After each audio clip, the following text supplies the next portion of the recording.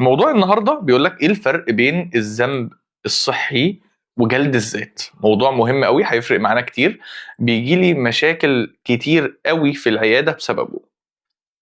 هنتكلم النهارده في 4 محاور، كل محور هنتكلم فيه نشرحه، هنقول العنوان بتاعه، هنشرحه زي يا سلمى، هنقول العنوان بتاعه وهنشرح المحور زي ما انا معودكم. هنتكلم عن المعلومه العصبيه الموثوقه اللي ليها علاقه بعلم النفس. هنقول مقوله لاحد علماء النفس الغربيين، هنقول مقوله لاحد علماء النفس العرب، هنقول مقوله عربيه اسلاميه. هقول لكم المقوله بتاعت صديقكم المفضل. هنعمل كذا حاجه حلوه كده ان شاء الله. النهارده هنعمل فقره اسئله، هنعمل اسئله بعد كل محور، وهنعمل تمرين قبل الخاتمه، وهنعمل خاتمه جميله ان شاء الله. ماشي.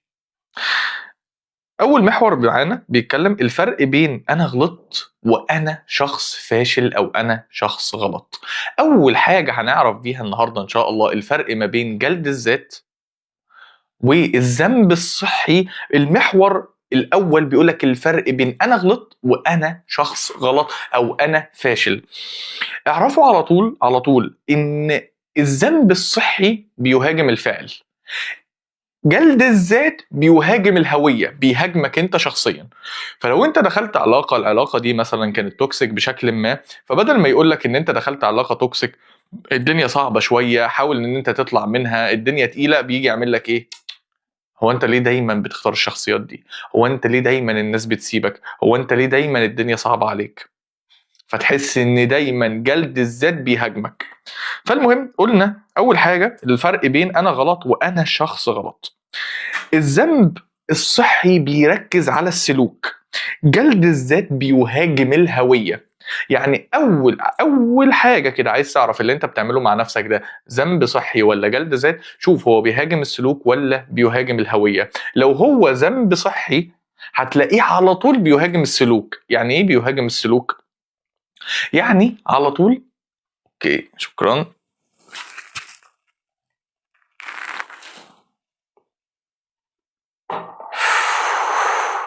سخن قوي سخن قوي ملوش ماسكه. الحمد لله كده انا بقى معايا خروب يا جماعه وشاي بلبن. الحمد لله. ازيك يا رينوفا، عامله ايه؟ اهلا. تاني مره تحضري معانا صح؟ المهم معلش يا جماعه لو انا ايه استلم الشاي بلبن اتاخرت عليكم شويه. ازيك يا ابو حميد؟ احمد خلف عامل ايه؟ بقالي كتير ما سمعت صوتك. المهم الاول قلنا ان الذنب الصحي بيركز على السلوك، ولكن جلد الذات بيركز على هويتك انت. زي العنوان بتاع اللايف، زي العنوان بتاع المحور الاول لما اتكلمنا قلنا هو بيركز على السلوك، هو انت غلطت ولا بيركز على الهوية انت شخص غلط. الاول بيخليك تتحرك، التاني بيشلك. يعني ايه؟ يعني اول حاجة انا غلطت بيركز على السلوك، الذنب الصحي بيركز على السلوك فبيخليك تتحرك، هو انا غلطت في ايه ومحتاج اعمل ايه عشان اصحح حاجه هذا الخطا. ولكن جلد الذات بيشلك، بيوقفك، بيخليك قاعد في اوضتك بتجلد ذاتك، بتضرب نفسك، بتقول كومبو خطير. كومبو خطير، شاي بلبن والخروب. المهم فجلد الذات بيخليك تتشل، واقف مكانك مش عارف تتحرك، مش مسامح نفسك. كم واحد فينا يا جماعه وشاركوني كده، كم واحد فينا بعد ما بيعمل حاجه غلط بيجلد ذاته فبيفضل قاعد يوم ايام اسبوع يقول انا غلطت وانا ما كانش المفروض اغلط، انا كان المفروض اتعامل بطريقه احسن من كده، انا مش عارف انا غلطت ليه، انا المفروض ما اغلطش، انا اللي انا اعرفه ان انا ما ينفعش اغلط، واللي غلط ده شخص مش كويس. فبيهاجم الهويه. فاعرف ما دام في حاجه بتقول لك انت غلط، انت غلط، مش انت غلطت، انت غلط، انت شخص فاشل، انت مش كويس، لو صوتك لنفسك بالطريقه دي اعرف ان ده مش ذنب صحي، ده مش طريقه ذنب صحي، ده جلد ذات. واعرف ان جلد الذات عمره ما هيقدمك خطوه لقدام. عايزكم تصحصحوا معايا عشان الموضوع النهارده تقيل شويه. طيب يلا بينا على المعلومة النفسية العصبية. لما بنحس بذنب صحي القشرة الجبهية الأمامية للمخ بتتفعل وبتشتغل كويس، ودي المسؤولة عن التفكير الصحيح واتخاذ القرار. يعني ايه الكلام ده؟ يعني أي حاجة مسؤولة عن اتخاذ القرارات بداخلك هي مسؤول عنها الفص الجبهي أو القشرة المخية الأمامية. طب دي بتشتغل إمتى؟ لما تبدأ إن أنت تحس بالذنب، ولكن ذنب صحي، ذنب يحركك. فده على طول مركز اتخاذ القرارات في المخ هو اللي بيشتغل. وهنقول قدام طب لما بتجلد ذاتك ايه المركز اللي بيشتغل في المخ. المهم لما القشرة الأمامية في مخك تشتغل، ده بيخليك تاخد القرارات بشكل أحسن، بيخليك تتفادى الأخطاء بعد كده بشكل أفضل، فما تقعدش ليها بشكل تاني أو تحاول إن أنت تلف على المشكلة عشان ترجع لها، عكس جلد الذات. لكن لما يتحول الإحساس ده أو الذنب الصحي ده لخجل، خجل سام بيزيد مراكز التهديد في مخك. شفت احنا قلنا في الاول اما بتحس ذنب صحي ايه اللي بيحصل؟ اللي بيشتغل القشره الاماميه للمخ. طيب لما بتجلد ذاتك ايه اللي بيحصل؟ بيشتغل مراكز التهديد في مخك، فايه اللي يحصل؟ تتشل، تقعد، فبتفقد القدرة على التفكير المتزن، ونبدأ نهاجم نفسنا بدل ما نصلح الغلط. يبقى احنا كده أول معلومة نفسية عصبية خدناها النهاردة إن احنا عندنا فرق ما بين الذنب الصحي. يا جماعة اتأخرتوا ليه النهاردة كده؟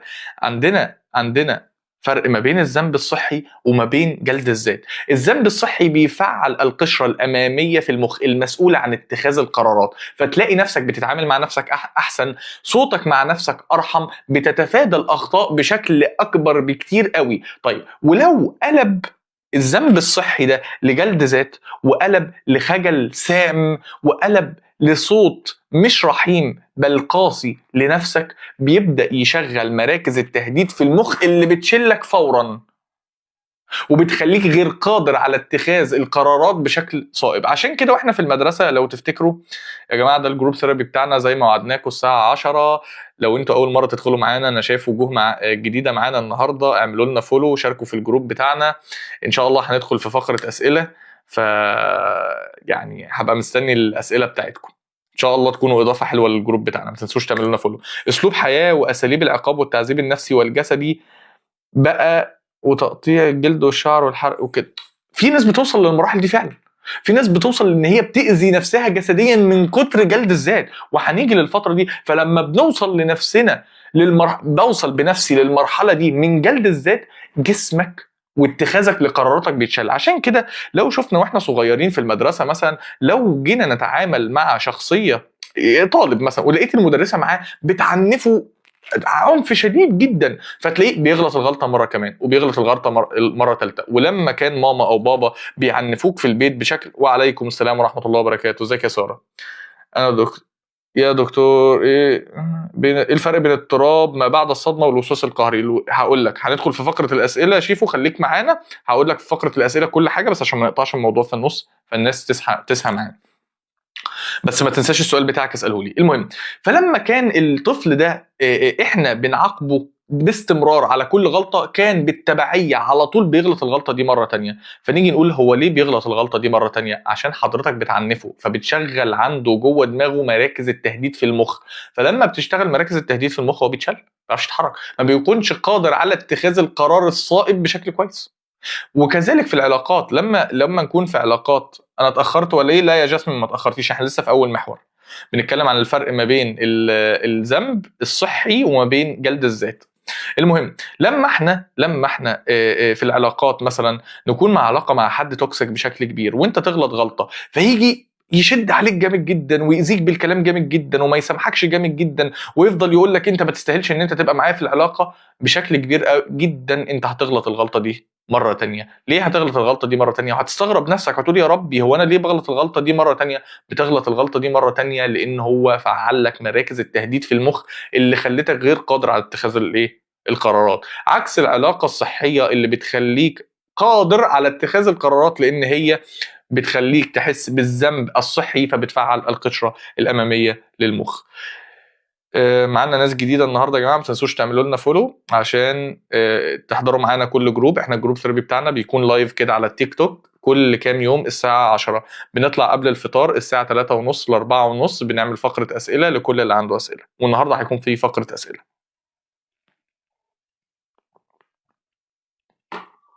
ماشي، يلا بينا مقولة لأحد كبار علماء علم النفس. كارل روجرز بيقول لك ايه؟ المفارقة العجيبة انني حين اتقبل نفسي كما انا استطيع ان اتغير. المفارقة العجيبة هي حين ان اتقبل نفسي كما انا استطيع ان اتغير. عندما تتقبل نفسك كما انت، اول ما هتبدا تقبل اخطائك وتقبل مشاكلك وتقبل شكل جسمك وتقبل لون شعرك وتقبل الاخطاء اللي انت هتكررها بتعملها، عملتها وهتعملها، تستطيع ان تتغير. اول مراحل العلاج عندي في العياده النفسيه لما بيجي لي حد عنده اذى لنفسه بشكل كبير جدا، اقسم بالله هي الرحمه. رحمه بنفسك، رفقة بنفسك، بشويش، اهدى. اول ما ببدا اقول له كده بقول له احنا عارفين ان السلوك ده ممكن يكون سلبي، ولكن احنا محتاجين نبدا نتقبل وجود الفكره، والله بنبدا نتشافى وبنبدا نغير هذا السلوك السلبي. شاركوني وقولوا لي، هل في حد فينا هنا قبل كده يعني لما غلط غلطه خبط نفسه خبطة شديدة جدا، صوته لنفسه دايما صعب، صوته لنفسه دايما قاسي زيك يا إسراء؟ شاركوني يا جماعة، أنا عايزكم النهاردة مصحصحين عشان نصحصح مع بعض. عايز ردودكم عشان ردودكم دي هي اللي هتخليني أعرف أنا هروح في أنه اتجاه في اللايف اللي أنا محضره النهاردة والجروب بتاعنا النهاردة. ازيك يا حياة؟ فيلا بينا شاركوني قولوا لي. ازيك يا ملوكة؟ متأخرين قوي يا جماعة، اتأخرتوا ليه كده؟ المهم شاركوني قولوا لي، صوتكو لما بتعملوا حاجة غلط بتتقبلوا نفسكم كما أنتم ولا بيكون جلد الذات حاضر؟ الله ينور يا جماعة. أيوة أنا عايز اللي يكتب كده المقولة. المفارقة العجيبة هي أنني حين أتقبل نفسي كما أنا أستطيع أن أتغير. أسلوب حياة فعلا جاسمين، حياة فعلا وعدى مراحل الأذى الجسدي كمان. مبسوط بوجودك والله، أنت أول مرة تحضري معانا. ماشي يا سارة، أوكي ماشي. يلا بينا ندخل بقى على كبار علماء النفس العرب والمصريين. استاذ احمد عكاشه بيقول لك ايه؟ الانسان لا ينمو تحت سياط الادانه بل في مناخ من الفهم. الانسان لا ينمو تحت سياط الادانه بل في مناخ من الفهم. اوعى تكون فاكر ان جلدك لذاتك ان انت ماسك السياط يعني الكرباج، اوعى تكون فاكر ان انت ماسك كرباج لنفسك ان انت هتنمو. ابدا انت بس هتنمو في نطاق من الفهم، مناخ من الفهم والرحمه. لو انت فاكر او انت مثلا ربنا جلد الذات، ايوه لو انت ربنا مسلطك على حد او انت في حد تحت رحمتك او في حد انت مسؤول عنه او انت مسؤول عن نفسك، ركز معايا في الكلام ده. لو عملته بمنتهى القسوه عمره ما هينمو، عمره ما هيبقى شخص افضل. قلنا اللايف اللي فات او اللي قبله، قلنا إن القسوة لا تصنع أبدا شخصا أفضل، بل تصنع إنسانا أكثر تخوفا.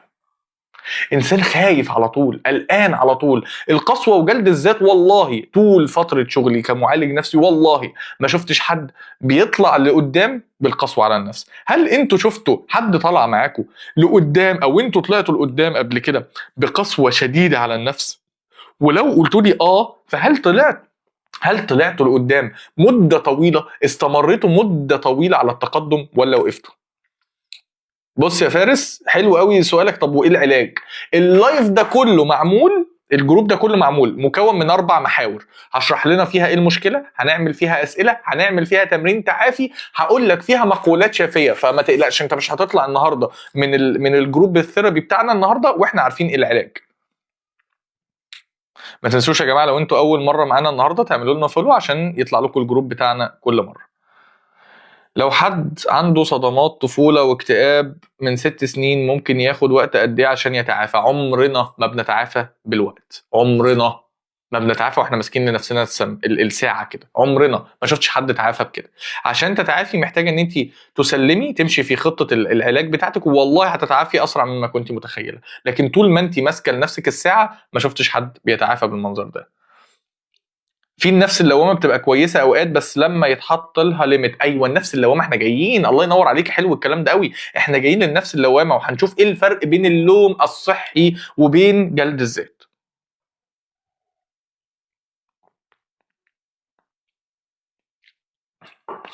ماشي يا جماعه، قلنا بقى هعيد لكم المقوله بتاعت الدكتور احمد عكاشه تاني. بيقول لك الانسان لا ينمو تحت سياط الادانه بل في مناخ من الفهم. وقلنا ان القسوه لا تصنع ابدا انسانا اكثر تفهما بل تصنع انسانا اكثر تخوفا. وهو يا فارس عشان انت كنت بتسال، احنا المقولات اللي احنا بنقولها دي والكلام اللي احنا بنقوله ده في طياتها علاج وجداني وعلاج معرفي. لما احنا بنفهم ايه الفرق بين ده وده بنبدا علاج على طول. ماشي. انا بقى عايز اقول لكم بقى مقوله من صديقكم المفضل: انت مش خطيئتك، انت اكبر واوسع واعمق بكتير من لحظه ضعف. انت اكبر من كده بكتير. انت كانسان ما ينفعش انا كمتخصص او معالج احطك او انت تحط نفسك في قالب خطأك. انت غلطت، اه يا سيدي غلط. ممكن تكون غلطت غلط كبير، اه غلطت غلط كبير. طب الغلط الكبير ده يعرف هويتك؟ لا. كان الامام الشافعي بيقول: اكره بكل قلبك المعصية ولكن اعفو وسامح العاصي. اكره المعصية لكن اعفو وسامح بقلبك العاصي. سامحه عادي، انت مش معصيتك، انت مش خطيئتك، انت مش الغلط اللي انت عملته. فكونك قاعد يعني على طول بتجلد في ذاتك والله ما هيقدمك خطوة.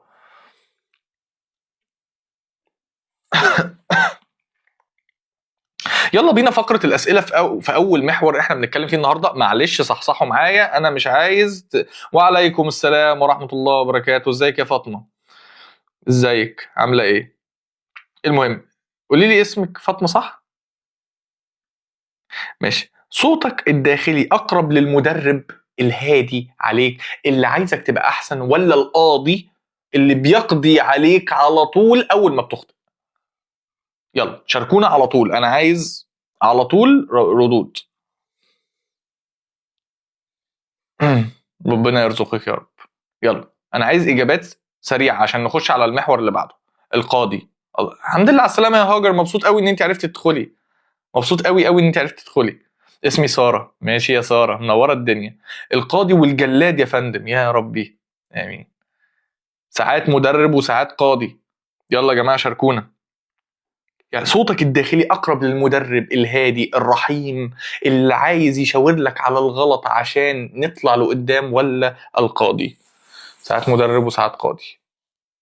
ماشي. والله يا جماعه انا عايز اقول لكم الحته دي، احنا بندخل العلاج النفسي والله علشان لو انت والبيشنت بتاعك او احنا مع بعض، انت والمعالج بتاعك قاعدين مع بعض، احنا مش بنقول الغلطات اللي عندنا علشان نجلد بيها انفسنا. القاضي. كنت في الاول قاضي بعدين ارحم نفسي، الحمد لله الحمد لله. الاتنين. ماشي يا ساره. فالمهم والله ساعات بكتشف انا وانا قاعد كده في الجلسه النفسيه كده ان احنا لما بنيجي نتكلم عن اخطاء عايزين نطلعها، انا عندي اكتئاب، انا عندي وسواس قهري، انا الله يخليك الحمد لله عرفت اجي، الحمد لله يا هاجر مبسوط قوي بوجودك. بنبدا نقول المشاكل اللي عندنا، ساعات بلاقي ان هو بياخد كلامي اللي هو انا عندي مشكله فلانيه، انا عندي الاكتئاب الفلاني، بيبدا ياخد الكلام ده وبالكرباج اللي هو ايه ده، انا عندي ده وعندي ده وعندي ده، اقسم بالله انا ما فيش مني رجع. اقول له ايه ده؟ انت جاي هنا عشان تزكي نفسك. الإنسان العاقل هو اللي بيطلع أخطائه لكي يزكي نفسه مش تعذيبا لنفسه.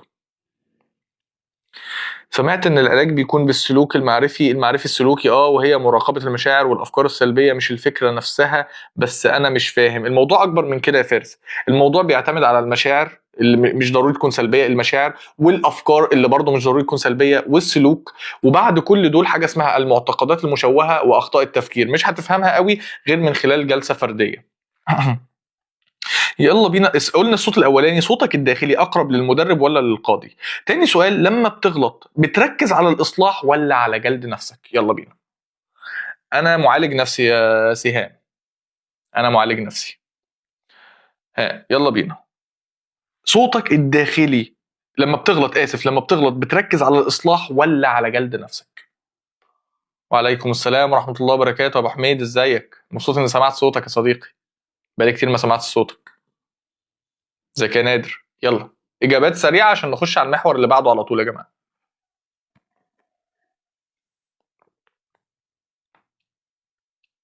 بحاول الإصلاح. الأول جلد ذات لحد ما موتت نفسي جلد وبعدين بصلح. يا ساتر يا رب، بموت نفسي جلد ثم بصلح. الحمد لله. مبسوط اني سمعت صوتك يا ابو حميد. لسه في السعوديه ولا ايه؟ طيب ممكن اتكلم معاك؟ عندي مشكله. لو حضرتك عايزه تحجزي جلسه هسيب الرقم بتاعي موجود في الويلكم مسج. هسيب الرقم بتاعي، حضرتك تواصلي معايا، هبعت الرقم للسكرتاريه الخاصه ونحجز جلسه، مفيش مشاكل. والله اول حاجه بعملها بجلد نفسي وبعدين بتوجه فورا للاصلاح. الاغلب جلد ذات. شايفين يا جماعه كلنا بشكل كبير بنتوجه على طول تلقائي لجلد الذات. طب حد فينا جلد الذات ده وداه في حته؟ حاضر، عينيا الاثنين يا جاسمين، عينيا الاثنين، حاضر. يلا بينا المحور الثاني بيقول لك ايه بقى؟ ليه جلد الذات بيخلينا نبعد بدل ما نقرب؟ مش احنا بقى قلنا الفرق ما بين جلد الذات وما بين الذنب الواعي والذنب الهادي؟ طب ليه جلد الذات وحش؟ ليه جلد الذات بيخلينا نبعد؟ ما هو المفروض داخليا انا لما بجلد ذاتي بحسس نفسي ان انا ماشي على الطريق الصح، ولكن والله ابدا انت بتبعد. يعني انا لو انا ما اتمرنتش النهارده وجلدت ذاتي عشان اتمرن بكره، والله ما هتتمرن بكره، مش هتتمرن بكره. طيب في ناس اول ما بتغلط بتبعد عن ربنا وعن الناس وعن نفسها. اول ما بغلط بحس ان انا لا استحق التواجد ولا مع ربنا ولا مع الناس ولا مع نفسي، ببعد عن كل شيء. ليه بقى الكلام من ده؟ ليه كده؟ لان جلد الذات بيخلق احساس بالعار. العار، والعار دايما بيحب الظلام والعزله. ليه ببعد عن الناس كلها وعن ربنا وعن كل حاجه؟ لان جلدك لذاتك بيديك احساس على طول بالعار.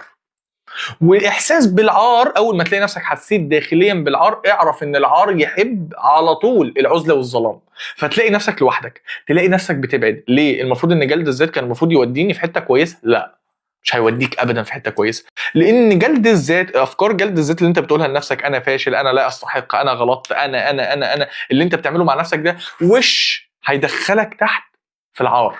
والعار عايز اقول لكم حاجه هنعمل عنها جروب ثيرابي ان شاء الله.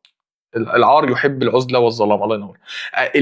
هنعمل عنها جروب ثيرابي ان في حاجه اسمها مستويات الوعي، مستويات المشاعر. العار في الدرك تحت خالص، مشاعر العار اقرب ما يكون لاحساس الموت، فتلاقي نفسك تحت، فتلاقي نفسك عايز عزله وظلام، وابعد ما يكون عن احساس الحياه، فتلاقي نفسك مش طايق، مش قادر، حاسس طب ما انا لسه جالد نفسي، عملت الغلط اهو ولسه جالد نفسي، هو انا ليه ما بقتش احسن؟ شاركوني كده يا جماعه، قولوا لي احساسكم لما بتجلدوا نفسكم هل فعلا بيضيف لكم احساس بالعار وبنبدا ان احنا نقعد على جنب ونبدا ان احنا نتجنب الناس ونتجنب نفسنا ونتجنب الاقبال على الله ولا لا؟ ده رقم الواتس. يا سهام، ده رقم الواتس. قولوا لي يلا، شاركوني، هل بيحصل كده فعلا؟ احس بالغضب حقيقي، ماشي، تحس بالغضب، ايه تاني؟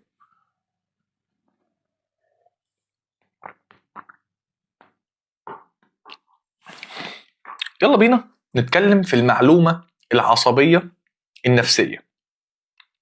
حقيقي وبيحصل، ماشي. المعلومة النفسية العصبية بتقولك ايه؟ احنا قلنا فوق ان الذنب الطبيعي الهادي الصحي بيفعل القشرة الأمامية للمخ، اللي هي بالتبعية بتكون قادرة على إصدار الأحكام واتخاذ القرارات بشكل واعي. طيب جلد الذات بقى بيفعل ايه؟ بيفعل اللوزة الدماغية، الأميجدالا، اللي هي مسؤولة عن منطقة أو مركز الإنذار في المخ. أنت متخيل؟ جلدك لذاتك بيشغل اللوزة الدماغية، بتكون فعالة، اللي هي أصلا مركز الإنذار في مخك. فأنت متخيل لما تشغل الغارة بقى دي مركز الإنذار، تخيل ان انت هتكون قادر تحت هذا الضغط المهيب ان انت تاخد قرار صح او ان انت تتقدم خطوه. مش هيحصل. فالمخ بقى لما الانذار ده بيحصل جواه وانت بتفعل مركز الانذار، فالمخ بياخد ان اللي حصل ده كله تهديد، وان كلامك السلبي ليه تهديد، فما فيش ابدا حد قادر على الابداع تحت التهديد. فانت لو انت متخيل ان جلدك لذاتك هيخليك تروح ناحيه حاجه احسن، مش هيحصل. هيخليك شغال تحت تهديد، ومفيش حد بيبدع تحت تهديد. فبنعمل ايه؟ بنعمل حاجه من 3 حاجات: يا بنهرب، يا بنتجمد، يا بنواجه، وبنواجه بشراسه. حاجه بنسميها فايت فلايت فريز، 3 اف: فايت فلايت فريز، يا تواجه يا تهرب يا تتجمد. والثلاثه انماط دفاع، ديفense ميكانيزمز، انماط دفاع. فكل ما انت هتعمل كده كل ما انماط الدفاع بداخلك هتتفعل، فهتلاقي نفسك بتجلد ذاتك اكتر، وهتلاقي نفسك مش قادر على اتخاذ القرار بشكل كبير. من مصر يا سهام، من مصر. طيب يلا بينا. بريني براون احد علماء النفس بتقول لك ايه؟ بتقول لك: العار يهاجم جوهر ايماننا باننا نستحق الحب والانتماء. العار، احساس العار بيهاجم جوهر ايماننا باننا نستحق الحب والانتماء.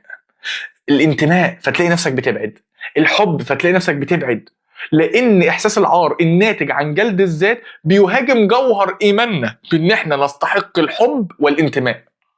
فعشان كده اول ما هتلاقي نفسك بتجلد نفسك هتلاقي نفسك بالتبعيه على طول بتبعد عن الناس، بتبعد عن الناس اللي بتحبك، مش قادر ان انت تدي حب، مش قادر ان انت تنتمي لحد. فممكن يجي لي ناس في العياده يقولوا لي: انا لا انتمي، انا حاسس ان انا مش بنتمي لاي حد، انا في رمضان بروح قعدات عائليه مش حاسس ان انا بنتمي لولا واحد فيهم.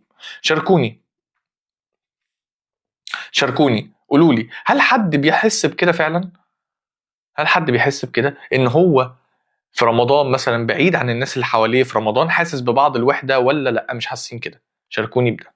يلا كل اللي داخل معانا جديد يا جماعه ما تنسوش تعملوا لنا فولو، ده الجروب ثيرابي بتاعنا. يعني انا شايف وجوه جديده معانا النهارده، فحابب اشوفكم مره تانية ان شاء الله.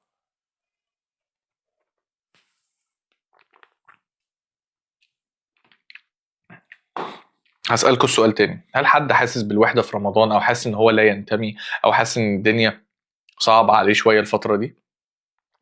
حاسة بوحدة رغم الزحمة بس عايزة أنعزل. أميرة بتقول: طب وإحساس إني بقيت كارهة الناس وما بحبش أختلط، بجد أعمل إيه؟ هو ده اللي أنا بتكلم فيه. بصوا يا جماعة، إحساس الوحدة ده بيجي من جلد الذات. فلما بيجي من جلد الذات ده، اما بيجي من جلد الذات، فاحساس الوحده والعزله دي حاجه دايره بتغذي نفسها. انت تحس بالوحده فتنعزل فما تطقش الناس فترتاح وانت لوحدك، فتحس بالعزله اكتر فتحس ان انت لا تنتمي، والدايره دي لا تنكسر. واوعى تكون فاكر ان انت مره واحده هتحس انك كويس وهتكسرها، لا، انت لازم تكسرها عشان تحس كويس. ومش حاسه بالاجواء وفقد الاستمتاع. دايما بحس اني منفصله عن كل الناس، كاني قاعده معاهم بس انا مخي في عالم موازي دايما. احمد رؤوف ازيك؟ مساء النور. انا حتى لو حواليا كل الناس انا وحيده. ماشي يا ساره. انا منعزل في اوضتي بعيد تماما عن الجامع. مبسوط ان انت معانا يا احمد، ان شاء الله هتتبسط في الجروب ثيرابي بتاعنا. ما تنسوش تعملوا لنا فولو عشان نطلع لكم تاني في الجروب بتاعنا. يويا: سؤال بعيد عن الحلقه، هل الرهبه من الكلام قدام الناس له علاج؟ ليه علاج، ليه علاج، والعلاج فعال قوي، وناس كتير كان عندها الرهاب ده، وبفضل الله في الجلسات البرايفت اشتغلنا عليها كويس جدا. انا حتى لو حواليا كل الناس وانا شعر اني وحيده. ماشي. لان افكار الوسواس بتزيد، وبالذات الدينيه في رمضان، فبسبب جلد ذات وشعور بالوحده. طب هي افكار جروب ايه؟ هو ده الجروب ثيرابي يا نور، هو ده الجروب ثيرابي، هو ده الجروب ثيرابي بتاعنا. بنطلع كل كام يوم الساعه 10، فاعملوا لنا فولو عشان تبقوا في الجروب معانا ان شاء الله. الله يخليك يا استاذ احمد، منور الدنيا والله. ف الوسواس يعني هو وسواس على كتافك، وانت كمان رغم الوسواس اللي على كتافك ده حاسه بالوحده، اسف، حاسه بجلد الذات. يعني هو وسواس اصلا تقيل عليكي، فانت تجلدي ذاتك انت كمان. يعني مفيش رحمه من هنا ولا من هنا. المهم، محمد المهدي بقى بيقول لك ايه؟ بيقول لك: المبالغه في لوم النفس قد تتحول الى شكل من اشكال الهروب للاصلاح. المبالغه في لوم النفس وجلد الذات قد تكون شكل من اشكال الهروب للاصلاح. اعرف اول ما تعمل حاجه غلط وتلاقي نفسك بتجلد نفسك وبتجلد ذاتك وبتبالغ في الكلام القاسي لنفسك، اعرف انت بتهرب. اوعى تكون فاكر دماغك تهيئ اليك ان انت كده بتصلح، ان انت كده هتبقى احسن في المره الجايه، ان انت كده الدنيا هتبقى افضل معاك. والله ما هيحصل. عايز اقول لكم معظم الناس اللي معايا في العياده حاجه كده جانبيه، عارفه زي ما عارفين زي ما يكون ايه، تشخيص مزدوج. انا عندي اكتئاب وجلد ذات، انا عندي وسواس وجلد ذات، انا عندي كذا وجلد ذات. احنا بقينا زي ما يكون عندنا فاقه، او عندنا يعني مرض عالمي في جلد ذات. فهنا المقوله بتقول لك ايه؟ المبالغه في لوم النفس هي شكل من اشكال الهروب لا الاصلاح. فلو انت دماغك بتهيأ لك ان انت اجلد ذاتك عشان تكون احسن، والله ما هتبقى احسن. ولو ربنا موليك على احد، لو انت في تحت منك ابنك، تحت منك اخوك، تحت منك صاحبك، فانت كل ما حد منهم يجي يشتكي لك فانت تقوم جاي جلده، والله العظيم ما هيتقدم خطوه. ولو انت بتهتم لامره ارفق بيه، لان جلد الذات سواء الخارجي او الداخلي هو شكل من اشكال الهروب. انت بتهرب اصلا من المشكله اللي انت عملتها، فبتقول ايه؟ انا هجلد نفسي شويتين. بص بقى، انا هقول لك صوتك الداخلي، انا هجلد نفسي شويتين، هنعيط عليهم، هنقعد في السرير، بعد ما هنقعد في السرير قدر الله ما شاء فعل هنغلطها بكره وهنجلد نفسنا تاني بكره، ويهيأ اليك ان انت عملت حاجه وانت ما عملتش حاجه، انت فضلت واقف في مكانك. المشاكل اللي انت بتعملها هي المشاكل اللي انت بتعملها. لكل الناس اللي داخله معانا جديد يا جماعه، ده الجروب ثيرابي بتاعنا، بنطلع كل كام يوم الساعه 10، بنتكلم النهارده عن الفرق ما بين الجلد الذات وما بين الذنب الصحي. اعملوا لنا فولو عشان نطلع لكم مره تانية وتبقوا معانا في الجروب ان شاء الله. ابن تيميه بيقول لك ايه؟ بيقول لك العبد كلما كان اذل لله كان اقرب اليه. هتقول لي طب ايه دخل ده باللي احنا بنقوله؟ اذل وليس محتقرا لنفسه.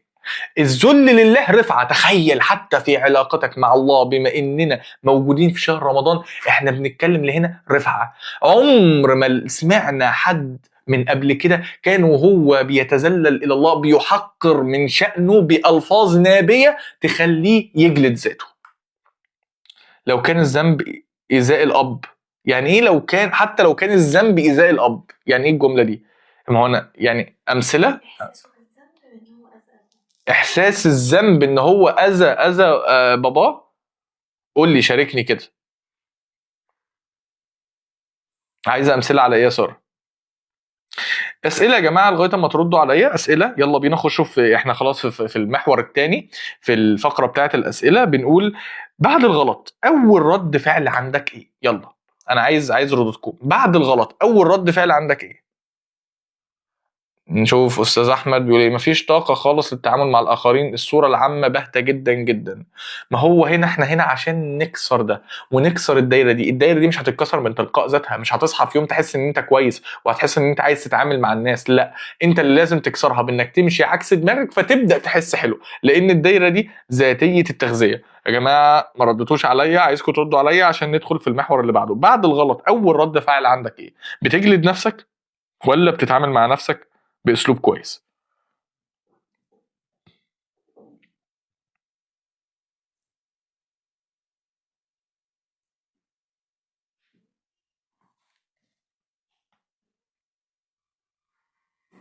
يلا بينا.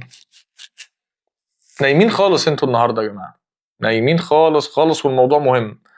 استغفار، بلوم نفسي، شعور باني انسانه وحشه قوي ومستنيه حاجه وحشه تحصل لي، على حسب الغلط. استاذه غاده منوره، دخلتي الصبح والنهارده. ملوكه ازيك؟ بدخل انام، ده هروب حلو.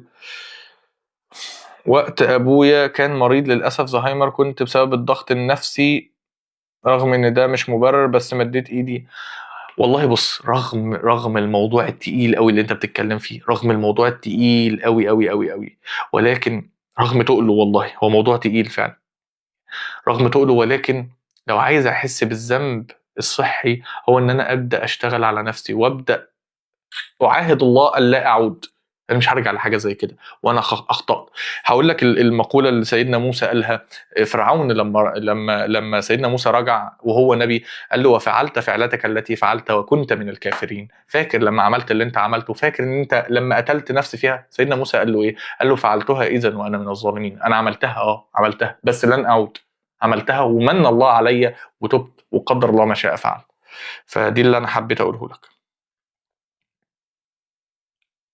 حتى لو توفى انت محتاج تشتغل على نفسك وتدعي له، وربنا قادر ان هو يعني يتقبل توبتك. نرمين، مسجل يا نرمين، انت بتظهري تقولي الكلمتين دول وتمشي، مسجل يا نرمين، اوعي تكوني داخله متاخر. طيب انا قلت لكم السؤال دلوقتي كان بعد الغلط اول رد فعل عندك ايه؟ معظمنا قال ان هو بيجلد نفسه، واللي قال ان انا بنام، واللي قال ان انا بفضل اجلد نفسي كتير. طيب بشكل كبير احنا بنواجه، يعني بشكل كبير انا اسف احنا بنختفي مش بنواجه. يلا بينا. يعني اللي انتوا رديتوا عليه ده هو اختفاء. وسام، فاتك نص اللايف، فاتك نص اللايف. انا بشعر بالغضب والتفكير السلبي لفتره طويله لو شفت اي حاجه مستفزه. هل ده من جلد الذات؟ لا، ده غضب مش جلد ذات، وده شعور من الغضب محتاجين ان احنا نشتغل عليه. المحور الثالث، احنا قلنا اول محورين هفكركم بيهم عشان الناس اللي لسه داخله، عشان وسام متاخره وعشان نرمين متاخره. يلا بينا هقول لكم. المحور الاول اللي اتكلمنا فيه هو الفرق بين انا غلط ولا انا شخص غلط. الذنب الصحي بيقولك انت غلط قادر على التصحيح، ماشي. الجلد الذات بيقولك انت شخص غلط بيهاجم هويتك، بيقولك انت مش نافع. المحور الثاني اللي اتكلمنا فيه قلنا ليه جلد الذات بيخلينا نبعد بدل ما نقرب. لانه بيحسسنا بالعار، فاحنا لما بنحس بالعار، مشاعر العار بتخلينا نميل دايما للضلمه وللعزله، ما بتخليناش ان احنا نميل لان احنا نبقى موجودين مع الناس. هل ينفع نتنفس بعدها اقول ده سلوك قديم وراح اتدرب؟ ينفع طبعا طبعا طبعا. معلش يا وسام، معلش اديني عدت لك اهو، عملت لنا ريكاب بسيط. يلا بينا المحور الثالث على طول. المحور الثالث بيقول لك التوبه كعمليه نفسيه صحيه. طب بما اننا في شهر رمضان، احنا بنحاول دايما ان احنا نمزج ما بين علم النفس وما بين الديانه، فيلا بينا نشوف التوبه كمان، حتى التوبه من المعصيه ممكن تكون عامله ازاي. بصوا بقى، التوبه مش مشهد درامي زي ما احنا بنشوف في الافلام والمسلسلات، تلاقي مشهد درامي وناس بتقطع نفسها وناس بتمرمغ وشها ومش عارف ايه. التوبه مش بالدراما اللي هم بيعملوها دي، ومن منة ربنا علينا ان مجرد دمعه منك توبه. هي عمليه ناضجه.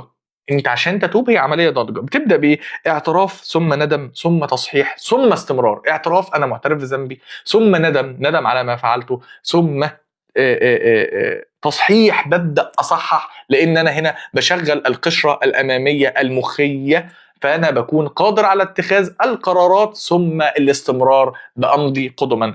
جلد الذات بيعمل ايه بقى حضرتك؟ بيجي يوقفك عند الندم. طب وباقي العمليه اللي احنا قلنا عليها اللي هي اعتراف، ندم، تصحيح، استمرار، مفيش. هو اعتراف، انا اعترفت بالغلطه اللي عملتها، ندم، ثم طب والتصحيح والاستمرار؟ لا مفيش، والله اسف، مفيش الكلام ده. غلطت غلطه، يلا بقى عايزين نصحح ونستمر؟ لا، هنجلد نفسنا وهنقعد في الاوضه وهنقعد نقول احنا اشخاص وحشه واحنا ما ننفعش واحنا كنا نستحق كل الفص الجبهه. الله ينور عليك يا استاذ احمد. واحنا نستحق كل اللي بيحصل لنا. طب وهتعمل ايه؟ مش هعمل حاجه. هصحى بكره تاني يوم وانا متضايق وانا غضبان، وهعمل الغلط ده تاني وهجلد نفسي تاني وتالت.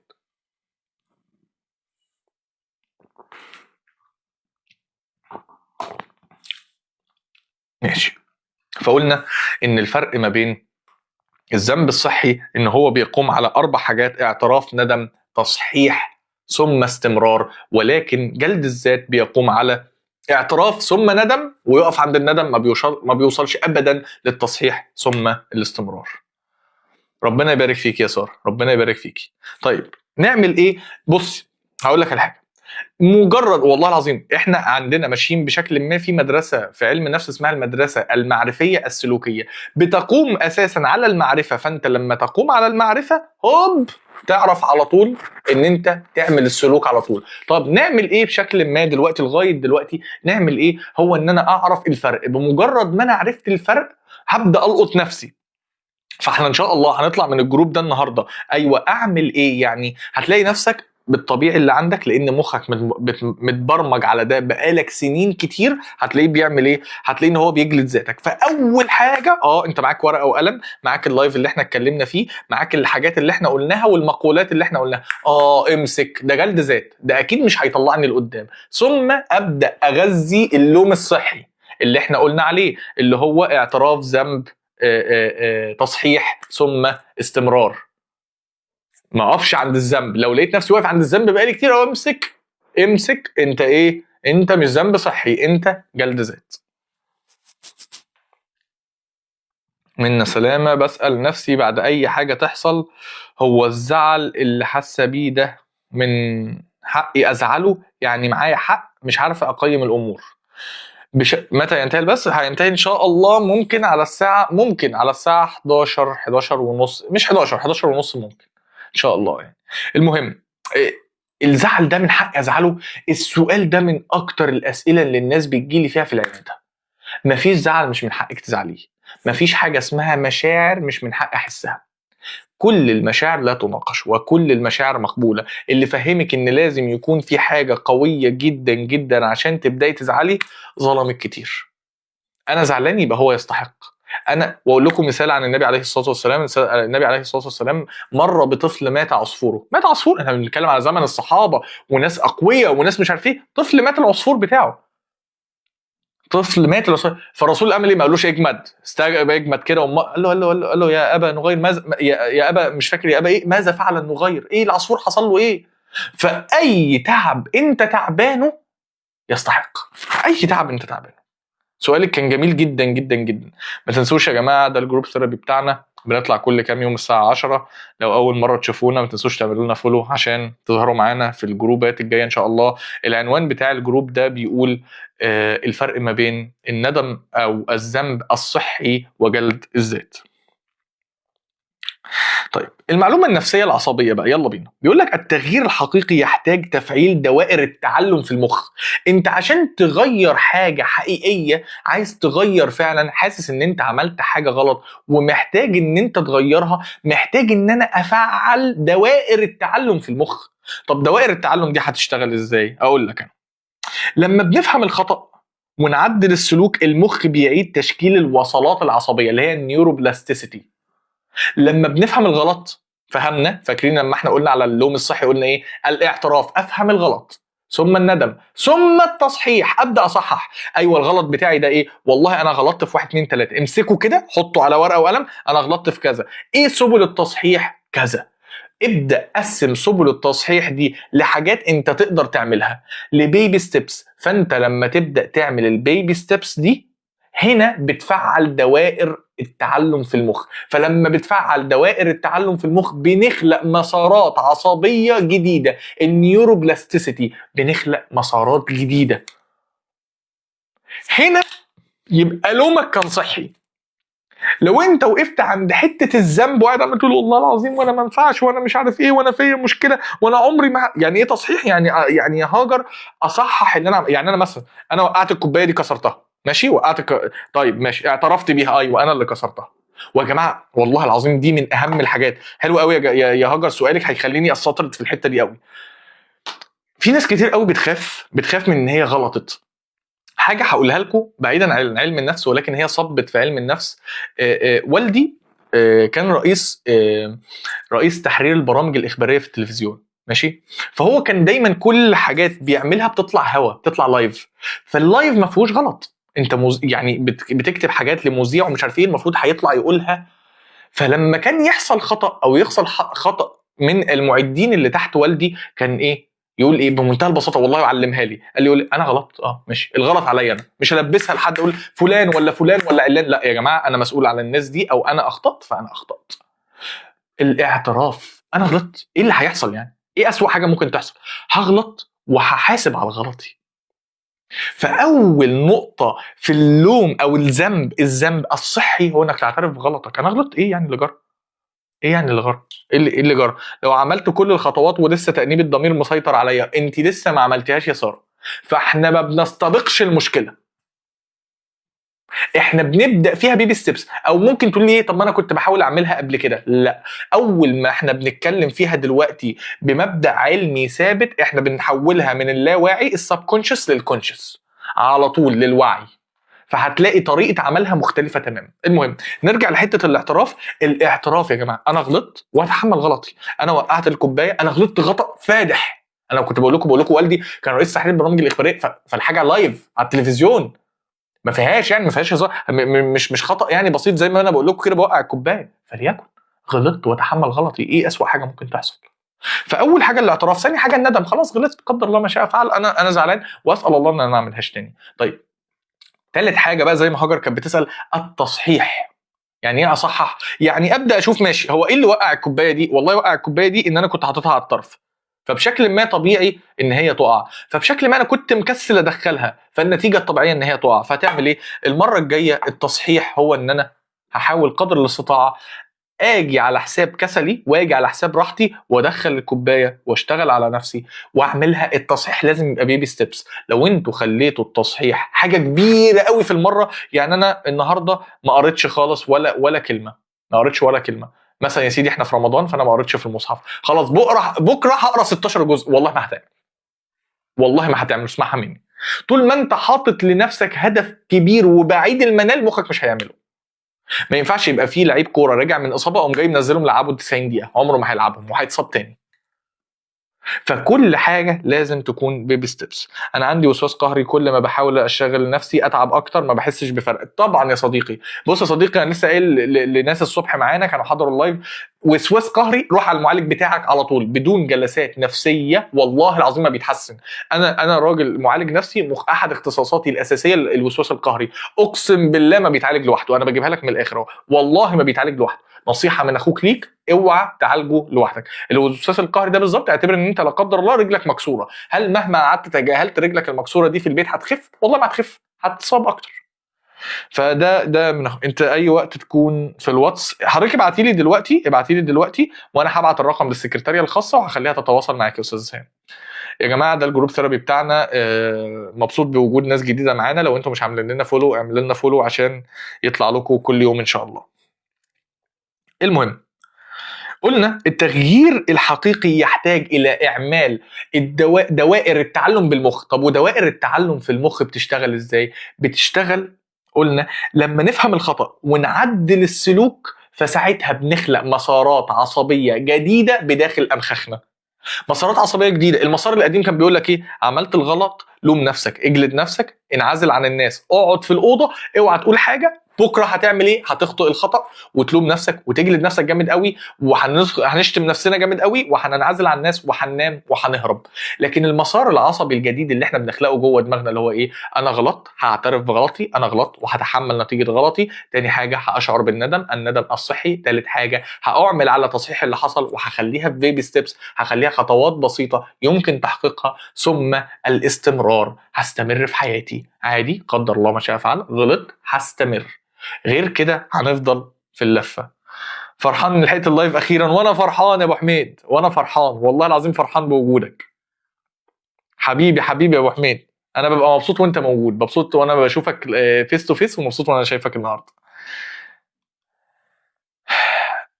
احنا بنكون لايف يا استاذ سهام، الجلسات النفسيه بتكون لايف، بتكون اسف بتكون اونلاين، بنعمل جلسات اونلاين. معايا ناس من بره مصر كتير، فبيبقى في جلسات نفسيه اونلاين. زياد موسى، ازيك يا صديقي؟ عامل ايه؟ ما سمعت صوتك من بدري. يلا بينا نكمل كلامنا. فالمهم، تكرار جلد الذات بقى بيثبت مسار الفشل بدل ما يغيره. لو انت قررت جلد ذاتك، فده بيثبت مسار الفشل. اللي هو ايه مسار الفشل؟ انا غلطت، انا اخطأت، فانا هجلد نفسي ومش هعمل اي حاجه للتصحيح، فهيعيد نفسه مره تانية. ألبرت إليس بيقول لك ايه بقى؟ بيقول لك توقف عن الزام نفسك بعبارات يجب وكان ينبغي.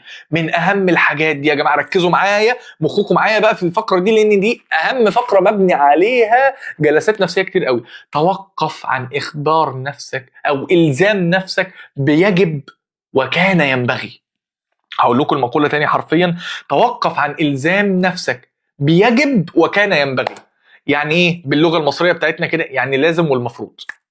توقف عن الزام نفسك بيجب وكان ينبغي. كان المفروض اعمل كذا، كان المفروض اسوي كذا، انا لو ما كنتش عملت كذا ما كنتش عملت كذا، انا لو ما كنتش حطيتها بره ما كانش حصل كذا. توقف، اقف، خلاص غلطت. الاعتراف، اعترف بذنبك. يا الله بنقولها كتير. بصي، سبب جلد الذات ايه اصلا؟ سبب جلد الذات هو طريقه التنشئه. احنا تنشأنا ان احنا ما ينفعش نغلط، تنشأنا على البرفكشنزم، تنشأنا ان الغلط مشكله.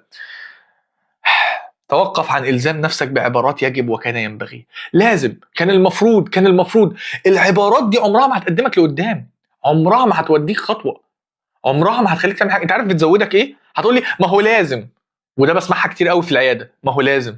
هقول لك طب انت بعد لازم اللي انت بتقولها دي بتعمل؟ يقول لي لا والله ما بعملش.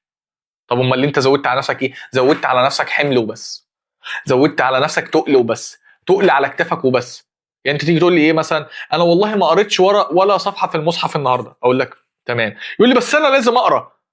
اقول له ماشي، احنا عايزين ناخدها واحده واحده واحده، وعايزين ناخدها بشويش. يقول لي لا لازم. اقول له طب انت بقالك 15 سنه بتقول لازم، عملت ايه؟ ما عملتش حاجه. طب انت لازم دي ضافت لنا ايه؟ يقول لي ما ضافتليش حاجه. اقول له لا ضافت لك هم، ضافت لك تقل على كتافك. شاركوني قولوا لي بتضيف لكم تقل على كتافكم ولا لا. ايه اكتر خساره او ابتلاء مريت بيه في حياتك؟ انا مش عارف الموضوع ليه علاقه ليه ملوش علاقه باللايف، ولكن الابتلاء اصعب ابتلاء مر عليا بحياتي كان يعني مرض اصابني في عيني ولسه معايا لغايه دلوقتي.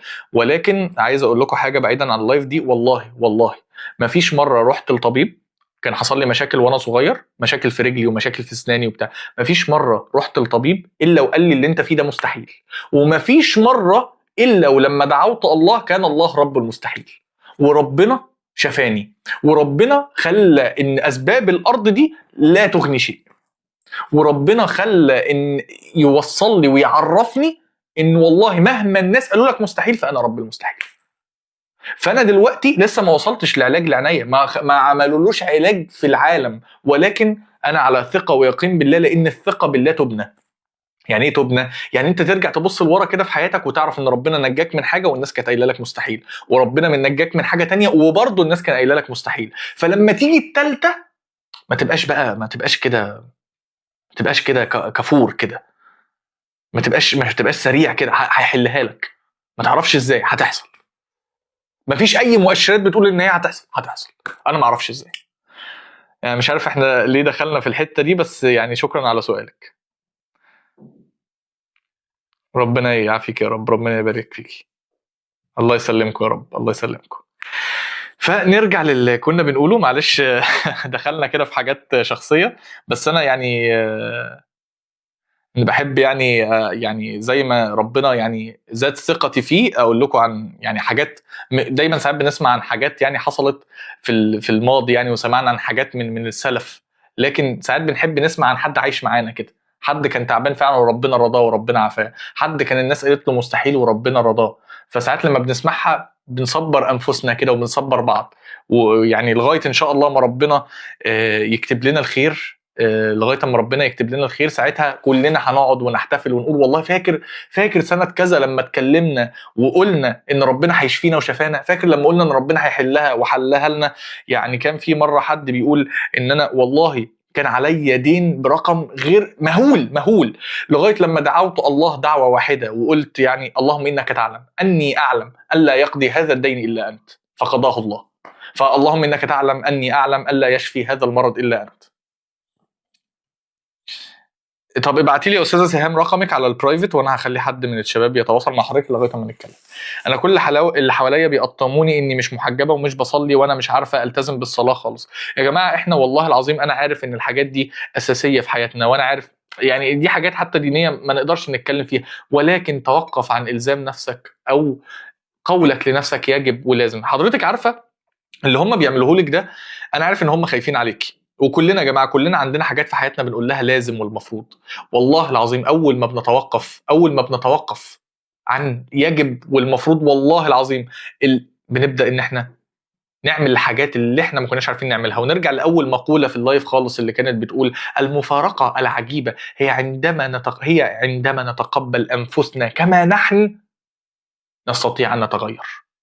المفارقة العجيبة هي عندما نتقبل أنفسنا كما نحن نستطيع أن نتغير. هتتغير والله هتتغير. أول ما هتبدأ تقبل نفسك كما أنت، أول ما هتبدأ تقول أنا بعرف أخطائي عشان أشتغل على نفسي، مش بعرف أخطائي عشان أجلد بيها نفسي. ايه العبارات اللي الله على سؤالك يا ساره، سؤالك حلو قوي. ايه العبارات اللي انا ممكن ابدلها بدل ينبغي ولازم الانسب؟ بصي هي عباره واحده، ايه المناسب بالنسبه لي؟ ايه اللي اقدر اعمله؟ يعني انا مثلا لازم اقرا النهارده 6 اجزاء في القران؟ لا، ايه المناسب بالنسبه لي؟ ايه الخطوات البسيطه التي استطيع تحقيقها؟ ففي طريقه كده في المذاكره حتى وفي كل الحاجات دي اسمها طريقه البومودورو. ايه طريقه البومودورو دي؟ ان انت تذاكر ربع ساعه وتريح 10 دقائق. فتيجي تقول لي والله العظيم بعملها مع الناس عندي في العياده، فيجي يقولوا لي هو يقولوا لي هو ربع ساعه هتعمل ايه؟ يا عم ابدا بسيط، اوعى ما تبداش بسيط. طب انا لو قلت لك ساعتين هتذاكر؟ والله ما هتذاكر. رديت عليك يا ساره، انا تواصلت معاك في الواتس مع الرقم اللي جبتها. طيب انا هرد عليكي الواتس، بس مفيش رساله وصلت لي يا استاذ سام. اه اه اه وصلت لي خلاص اهو. حضرتك بعتي لي على الرقم اللي انا بعته صح؟ هرد على حضرتك وهنتكلم ان شاء الله، واستاذه جاسمين بعتت لي كمان. ماشي، يعني هنعيد لكم العباره دي تاني: توقف عن الزام نفسك بعبارات يجب وكان ينبغي. دكتور مصطفى حجازي بقى بيقول لك ايه؟ بيقول لك القهر الداخلي اخطر من القهر الخارجي لانه يسقط الانسان على نفسه. القهر الداخلي اخطر من القهر الخارجي لانه يسقط الانسان على نفسه. يعني ايه؟ يعني انت بتسقط نفسك، بتسقط على نفسك، يعني انت بتقع على نفسك، يعني انت بتسقط كل المشاكل على نفسك. يعني انت مين اللي كل الجبنه؟ انت. مين اللي سبب في كل المشاكل؟ انت. القهر الداخلي انت بتجيب كل حاجه من بره وتيجي تحطها عليك انت. وكنا قلنا مقوله في الجروب اللي فات، قلنا كان مش فاكر تقريبا دكتور مصطفى محمود كان قال ايه، كان قال ان اخطر ما يواجهه الانسان هو نفسه. ان اخطر ما يواجهه الانسان هو الجلوس مع نفسه. واخطر ما قد يواجهه الانسان في رمضان هو حضرتك. يعني مهندس ايمن عبد الرحيم كان قال في مره ايه، قال لك في رمضان تقيد الشياطين، تقيد اللي هم اصلا ربنا قال عنهم ان كيد الشيطان كان ضعيفا، عشان حضرتك تقابل الوحش الكبير اللي هو حضرتك. وقلنا كمان في الجروب اللي فات، قلنا ان في مقوله لاحد علماء الناس قال لك ان الانسان قد يفعل اي شيء كي يتجنب مواجهه نفسه. فالضغط الخارجي الداخلي اخطر بكتير من الضغط الخارجي. ممكن ناس معانا هنا النهارده تقول لك ايه، تقول لك اصل الناس ومش هيسيبونا وهيتعبونا وهيعملونا. بس صدقني انت الوحش الكبير. لو انت صوتك الداخلي للدرجه دي صعب، انت الوحش الكبير، انت اللي مؤلم لنفسك. انت ممكن يعني اقوى صوت قد تواجهه هو صوتك الداخلي. فصدقوني النهارده لو احنا طلعنا بان احنا هنكلم بعض بطريقه افضل فاحنا كسبنا.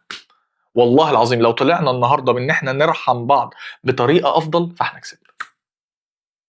ف يعني رحمه بانفسنا يا جماعه. ويعني نرجع تاني لمقوله يا ساره بتقول ايه، كان يراودني دايما كيف للشياطين تكون مصفده والمشاكل تكون في رمضان، وكنت قلت يمكن اكتر.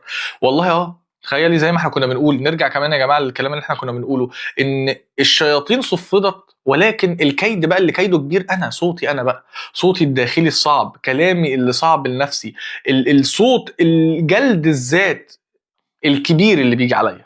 فده بيكون اقوى كتير بقى من كيد الشيطان اللي ربنا قال عليه ان هو كيد ضعيف. فالمقوله بقى اللي احنا كنا بنتكلم يا جماعه عشان ما تنسوش، احنا كنا بنتكلم في المحور الثالث اللي كان بيقول التوبه يعني عمليه نفسيه يعني كامله، مش عمل درامي، ولكن هو معتمد على ال زي ما قلنا استنوا كده، اعتراف، ندم، تصحيح، واستمرار. يلا بينا نكمل. يلا بينا، عندي اسئله ليكم بسيطه كده، ردوا عليا وهنخش على اخر محور ان شاء الله على طول عشان قربنا نخلص. السؤال بيقول لو اعتبرنا الغلط درس اتعلمت ايه اخر مره؟ يلا، لو اعتبرنا ان الغلط درس، ايه اخر حاجه اتعلمتها؟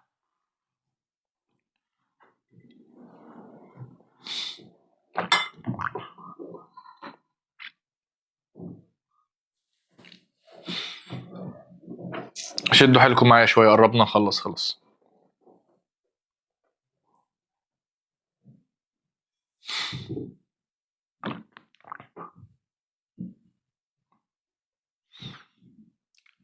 سقف التعلق ما يعلاش. حلو، ماشي، يعني اخر حاجه اتعلمتها وان سقف التعلق ما يعلاش. حلو قوي.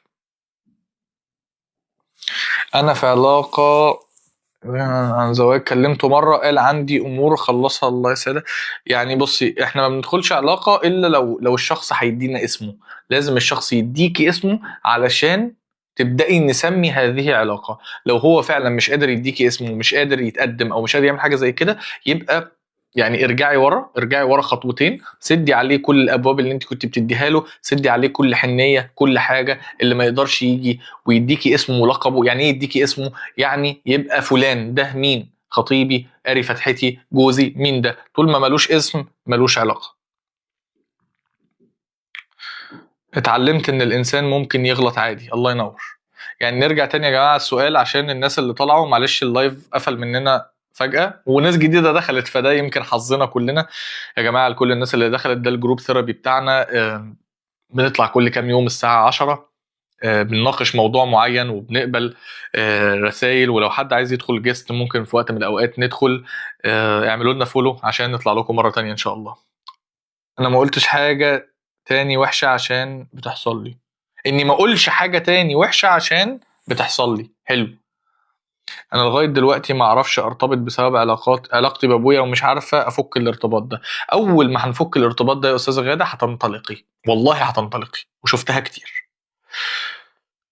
السؤال الاولاني كان لو اعتبرنا الغلط درس اتعلمت ايه اخر مره. السؤال الثاني ايه الخطوه الصغيره اللي ممكن تعملها بدل ما تعاقب نفسك. يلا انا عايز اشوف بقى ردودكم انتوا باللي احنا عملناه النهارده في اللايف بتاعنا. السؤال بيقول ايه الخطوه الصغيره اللي ممكن تعملها بدل ما تعاقب نفسك من خطوات التصحيح اللي احنا اتكلمنا فيها.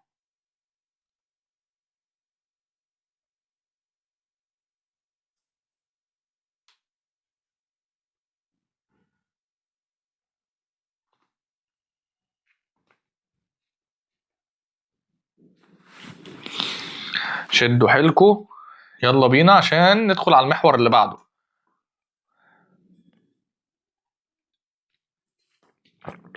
اعمل اي خطوه بيبي صغيره على الطريق احسن من ما فيش. الله الله الله الله الله، فعلا ان بيبي ستيبس احسن من ما فيش، وبيبي ستيبس احسن من اي حاجه. هي ما فيش حاجه بتمشي من غير بيبي ستيبس. ما فكرش في اللي حصل وابتدي افكر هعمل ايه دلوقتي. ماشي، المهم ان نبدا. الله يا جماعه على كلامكم بجد، الله الله الله، كلامكم جميل، كلامكم جميل، الله اكبر عليكم. ماشي يلا بينا. المحور الرابع والاخير، هل جلد الذات بيخليك احسن فعلا؟ طيب، ناس كتير فاكره ان القسوه على النفس ضمان للاستقامه. يعني في ناس كتير فاكره ان هي لو ما قاستش على نفسها، لو ما كانش صوتها دايما قاسي، عمرها ما هتمشي على طريق مستقيم، عمرها ما هتعمل حاجه صح. لو ما كانتش بتجلد ذاتها عمرها ما هتفضل ماشيه صح كده على طول. لازم هتعمل حاجه غلط، وهتبقى الغلط ده فادح، وهيبقى الغلط ده فادح. عايز اقول لكم بقى ان ده مش حقيقي. ماشي، الحقيقه اللي بيكره نفسه مش بيحسنها، عمره ما بيحسنها، هو بس بيضغطها. ففي ناس فاكره ان القسوه على النفس هي طريق الاستقامه، ولكن اللي بيقول لنفسه كلام قاسي بشكل ما وكانه بيكرهها عمره ما يحسنها، هو بس بيضغطها. زي ما قلنا في المحور اللي فات، قلنا ان الضغط اليجب وكان ينبغي هو سبيل ضغط. زود عليك ايه؟ زود عليك ضغط بس. قدرت تعمل حاجه اخر فتره بيهم؟ لا والله ما قدرتش اعمل حاجه. طب هتعمل بيهم حاجه؟ لا والله مش هعمل بيهم حاجه. امال ايه؟ في ايه؟ زودت ضغط على نفسي وبس، وما عملتش، ما بعملش، ومش هعمل. فاعرفوا ان عمر ما كانت القسوه سبيل للاستقامه. طول ما انت بتقسو على نفسك وصل لها رسائل منك انك بتكرهها، وما دام انت بتكرهها عمرك ما هتحسنها، هتفضل تضغطها وفقط. يلا بينا المعلومة النفسية العصبية. التحفيز القائم على الخوف يفرز كورتيزول بشكل مزمن. التحفيز، لو انت بتحفز نفسك دايما بالخوف والقسوة والكرباج، ده بيفرز في جسمك الكورتيزول على طول، اللي بيخليك حاسس بتوتر مزمن وألم مزمن، وحاسس باكتئاب، وحاسس انك مش كويس، وحاسس انك قلقان، وقلقان من المستقبل، وقلقان من اللي هتعمله، وقلقان من الانترفيو، وخايف من البطولة اللي انت داخلها، ومش عارف تذاكر. طب هو كل ده بيحصل لك ليه؟ كل ده بيحصل لك بسبب الكورتيزول، هرمون الكورتيزول اللي مفروز في جسمك، لان انت ما بتحفزش نفسك غير بالقسوه. قولوا لي انتوا بتحفزوا نفسكم بالقسوه؟ يا جماعه الكل اللي داخلين معايا جديد، يعني ده الجروب ثيرابي بتاعنا، مبسوطين بوجودكم والله. اعملوا لنا فولو عشان يظهر الجروب ده معاكم على طول. قولوا لي، يلا جاوبوني، قولوا لي هل انتوا على طول بتحفزوا نفسكم بالقسوه؟ يعني صوتك دايما لنفسك قاسي، او لو اللي حواليك، او لو ابنك، او لو اخوك. نعم، مين تاني يا جماعه؟ صوتكم على طول قاسي وسبيل التحفيز بتاعكم قاسي.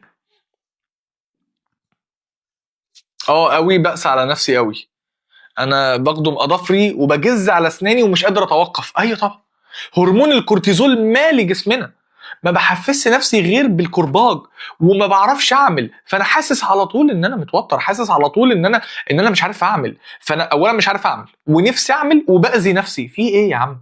مين ماسك لك الكرباج؟ ليه التحفيز الداخلي بتاعك بقسوه. طب نحفز ازاي؟ جايلك ساعات وساعات، ماشي.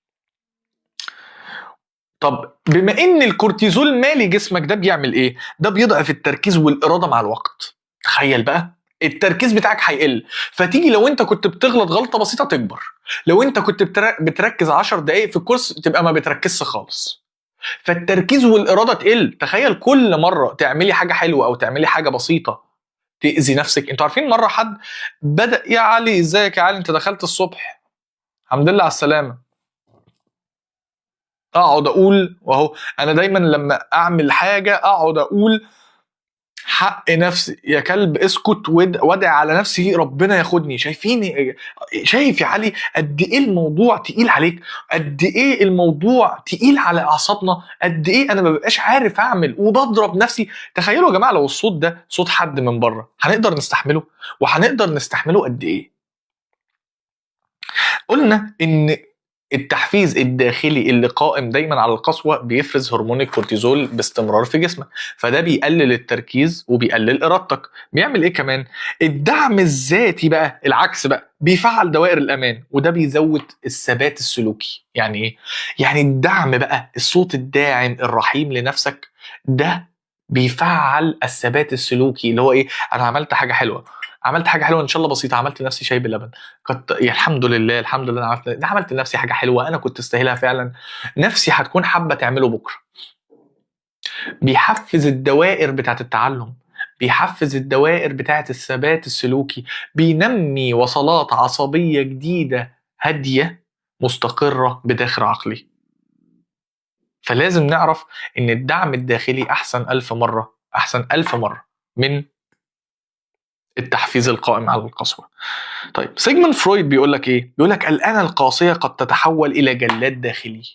الأنا القاسية قد تتحول إلى جلاد داخلي. مين فينا ما بيحسش بكده يا جماعة؟ مين فينا بيحس إن هو جواه جلاد كده، جواه حد مش عايز يسيبه؟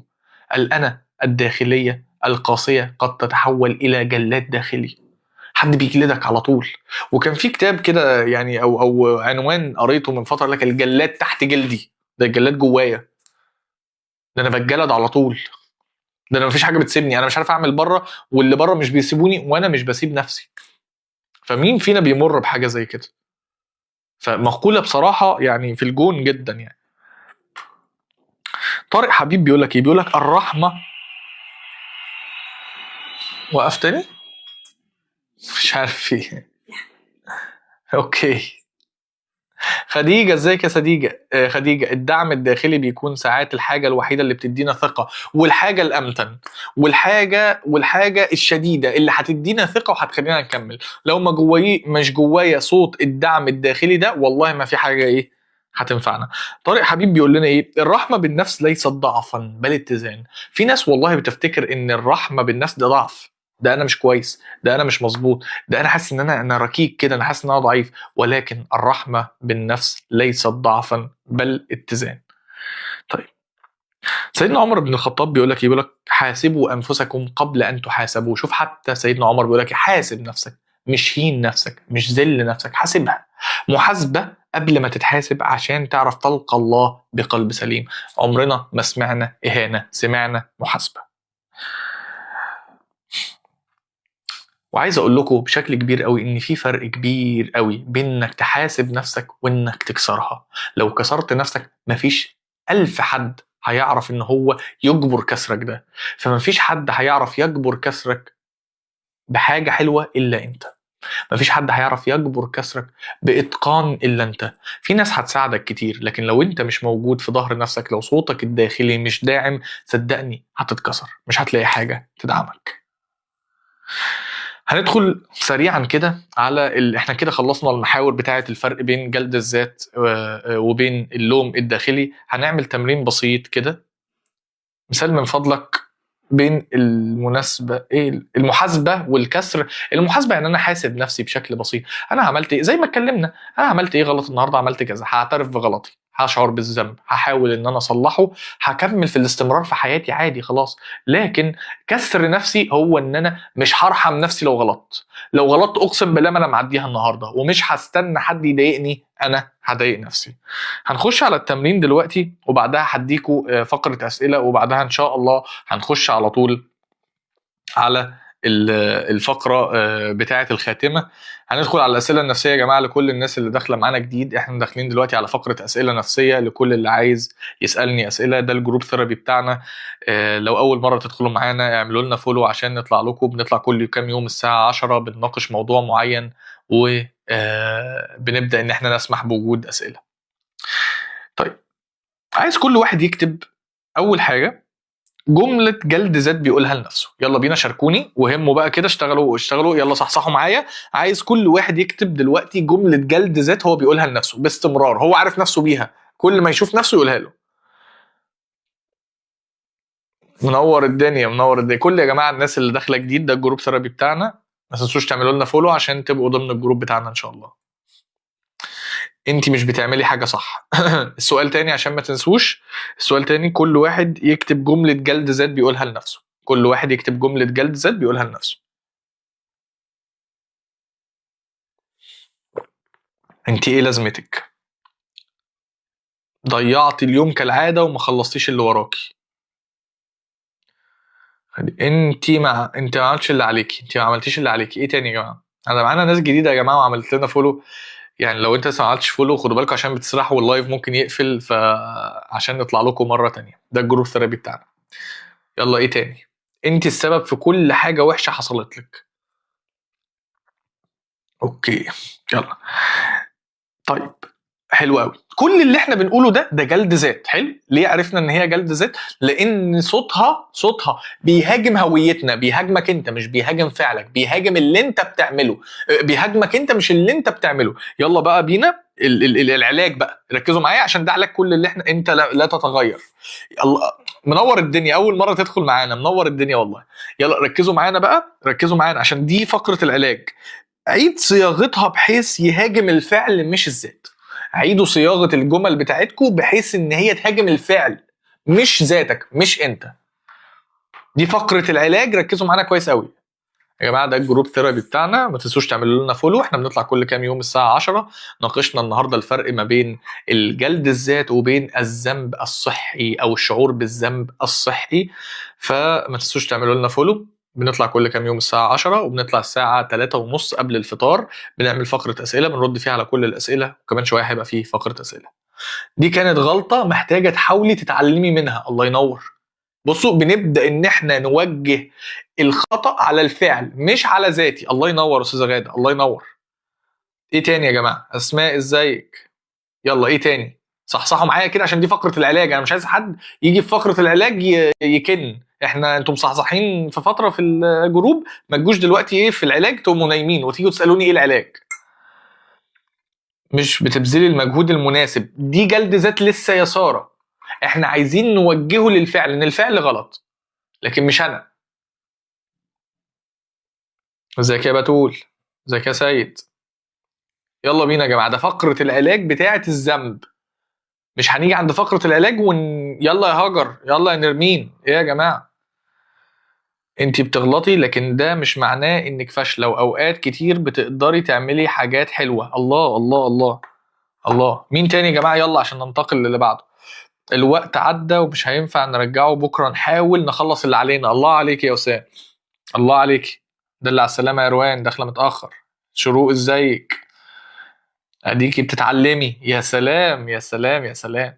طيب الحاجه الثالثه، عايز كل واحد فيكم يحدد لي سلوك واحد يصلحه بكره خلال 24 ساعه. سلوك واحد بسيط. انت بتتمرقع مش عارفه، اتوترت وانا واخد بالي يا هاجر. ما تقلقيش مفيش حاجه، اهدي كده وواحده واحده. ليه يا عم لما كان واحد بيشوف رسايلي وما يردش عليا؟ ايه ده يا اما؟ يلا بينا. عايز سلوك واحد، سلوك واحد تقول انا هقدر اعمله اشتغل عليه بكره. سلوك واحد تقول ده كان سلبي عندي ولكن انا هقدر اشتغل عليه بكره ان شاء الله.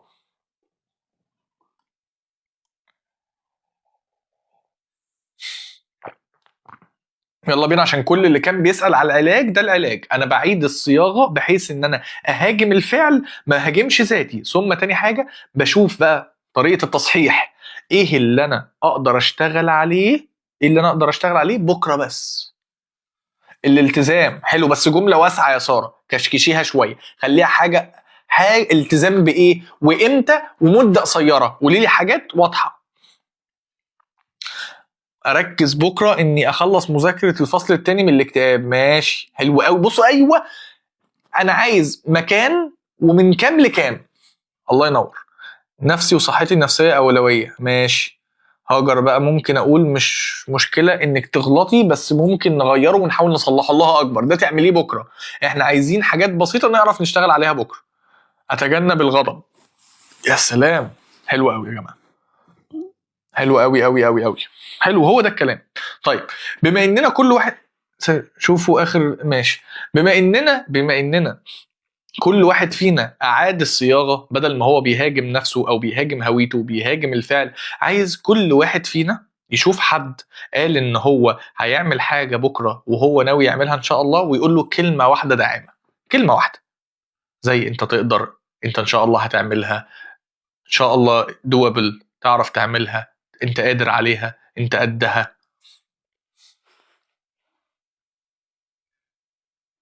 مم.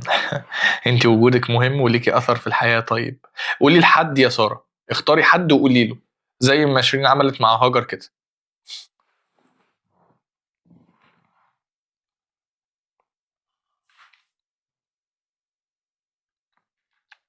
يلا بينا، اختار حد وقول له، اختار حد وقول له. باذن الله تقدري. هو حد قال لك يا ساره حقق كل اللي عايزاه، هتحقق كل اللي عايزاه. ماشي، منوره الدنيا. انت اول مره تدخلي معانا صح؟ ما تنسوش تعملوا لنا فولو، ده الجروب ثيرابي بتاعنا لكل اللي داخل، بنطلع نناقش مواضيع نفسيه وبنسمع اسئله وبندعم بعض. علاج الوسواس القهري بيجيب نتيجه بالادويه، بيجيب نتيجه بالادويه يا شيفو، ولكن من غير جلسات نفسيه مع معالج ما بيجيبش نتيجه. انا بلوم نفسي وبجلد ذاتي على حاجه مش انا السبب فيها، بس دماغي مش مقتنعه ومش عارفه ابطل. هنقتنع مع دعم الناس، شايفه حتى انت تقلك ايه، هنقتنع مع دعم الناس، وهنقتنع مع اعاده الصياغه المعرفيه بداخل دماغنا. ده هيبني وصلات عصبيه جديده جوه دماغنا. يلا بينا يا جماعه.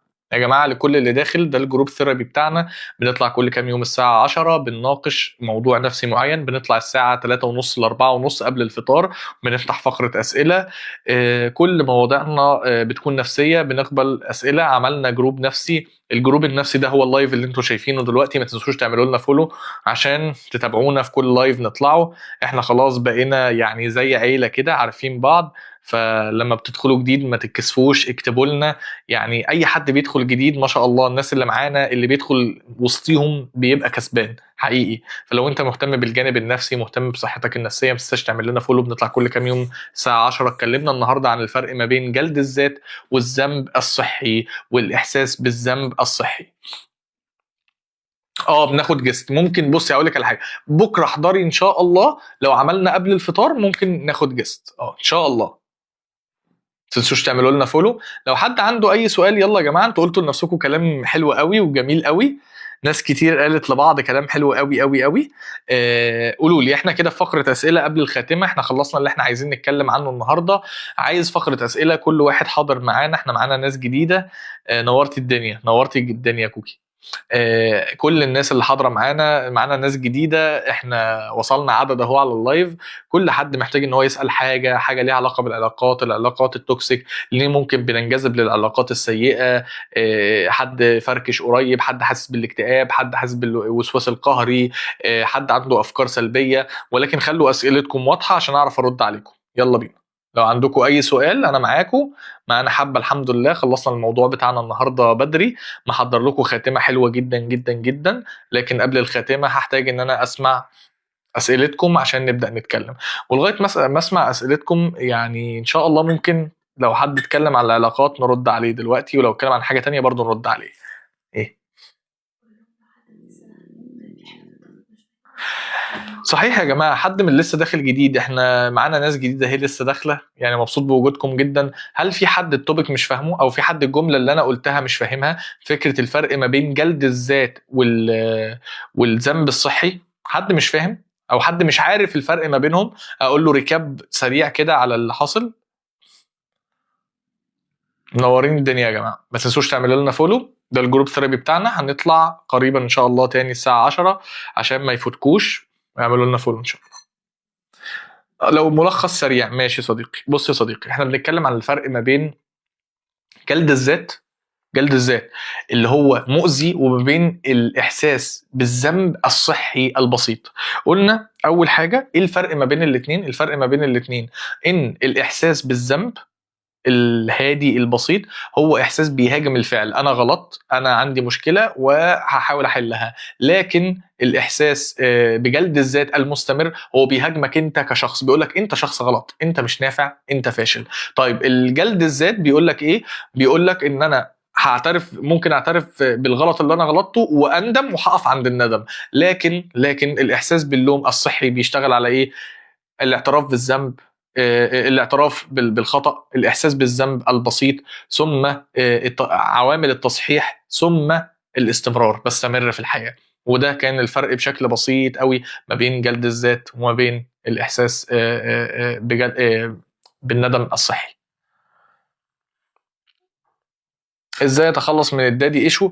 بشكل كبير قوي قوي قوي، دي بتبقى حاجه عميقه جدا جدا جدا، ولكن انا بحاول اشتغل عليها بان انا اعيد بناء شخصيتي انا، واشوف الاحتياجات اللي انا محتاجاها وكنت باخدها من بابا غير ملباه، فانا بقيت بكررها في علاقات، العلاقات دي بتطلع توكسيك، فلما بتطلع توكسيك ما باخدش اللي انا عايزه، فبرجع ادور تاني على نفس النمط بتاع بابا او الدادي ايشو، فبتاذى تاني لغايه اما اجي اقول كفايه عليا اذى كده، حلو عليا اذى كده، وابدا ادور على علاقات صحيه. قبل ما ادور على علاقات صحيه بكون قادر بشكل كبير قوي ان انا اشتغل على نفسي، وبكون قادر بشكل كبير ان انا البي احتياجاتي، وان انا اسمي مشاعري، وان انا اشوف افكاري واحيد افكاري. صديق عمل لي بلوك بحجه عدم التفاعل على صفحته، زعلانه جدا بقالي شهر. هو موضوع صعب يا لارا، ولكن لو في صديقك قريب منك قوي فعلا ويعني وعمل لك بلوك لمجرد ان انا ما تفاعلتش على صفحته، فده بيقول لك بشكل واضح قوي قوي قوي ان انت دخلتيه في دايره امانك، وهو ما كانش يستحق يتواجد في دايره امانك. هو كان المفروض ان هو مثلا، لو هو بدل ما انت حاطاه في الدايره رقم 2، هو كان المفروض يكون في الدايره رقم 10. فالمشكله عندنا احنا الاول ان احنا حطيناه في مكان مش مكانه. مش عارفه اخرج من تعايشي مع الوحدة والفردانية وأنا في علاقة. لو مش عارفة يبقى ممكن أنا دخلت العلاقة بدري شوية يا خديجة، دخلت العلاقة بدري شوية ومحتاج أشتغل على جروحي أنا القديمة قبل ما أتعامل بيها جوه علاقة. الموضوع ملوش علاقة بالعلاقة، الموضوع ليه علاقة بيك أنت وجروحك القديمة اللي إحنا محتاجين إن إحنا نشتغل عليها. من غير ما بنشتغل عليها بتكون الموضوع صعب شويتين، ولكن بما إنك موجودة في علاقة بنبدأ إن إحنا يعني نشتغل عليها بشكل اكبر. يا جماعه انا سايب الرقم بتاعي على الواتساب، لو حد عايز جلسات نفسيه او عايز يحضر، ببعته للسكرتاريه الخاصه بتاعتي وبنبدا جلسات نفسيه فرديه ان شاء الله. لكن دلوقتي احنا في فقره الاسئله، كنا ده الجروب ثيرابي بتاعنا، فلو محتاجين اي سؤال للناس اللي لسه داخله جديد، بنطلع كل كام يوم الساعه 10، بنطلع من الساعه 3:30 للساعه 4:30 قبل الفطار. فلو محتاجين اي سؤال قولوا لنا، لو محتاجين تحضروا معانا اللايف بشكل مستمر ما تنسوش تعملوا لنا فولو. هل الصفات المرفوضه في الاب ترجع نجدها في الشريك؟ اذا هل نعكس الصفات ونبحث عن الشريك؟ بشكل ما لو الصفات في الاب كانت سيئه بشكل كبير وانا ما تعافتش منها بشكل ما، بنعمل حاجه بنسميها غصب عننا في اللاوعي، بنسميها تحقيق النبوءه. يعني ايه تحقيق النبوءه دي؟ يعني انا بكون عايز اهرب بشكل كبير قوي من مواصفات معينه، فبشكل لا ارادي بروح اختار نفس المواصفات وبعمل نفس المواصفات. عندي نسيان رهيب معرفش ليه. طب انا عندي سؤال غريب ليكي يا كوكي، هل النسيان غريب ولا عدم تركيز وتشتت؟ فانت اصلا المعلومه ما بتخشش دماغك، فانت بتفكري ان انت نسيتيها وهي اصلا ما دخلتش دماغك. انا طول عمري بقول لنفسي مش عايز ابقى زي ماما، وبعدين مؤخرا اكتشفت اني بقيت نسخه منها. تحقيق النبوءه. الله ينور عليك. بس كده يا جماعه، ده كان اللايف بتاعنا النهارده. انست جدا بوجودكم جدا جدا جدا. عايز اقول لكم بقى الخاتمه، كانت فقره اسئله جميله، وممكن انا ان شاء الله بكره هكون موجود في العياده. لو في حاله اتاخرت او في حد اتاخر او لقيت فرجه ممكن نطلع لايف قبل الفطار. هقول لكم بقى الخاتمه بتاعه الموضوع بتاعنا النهارده.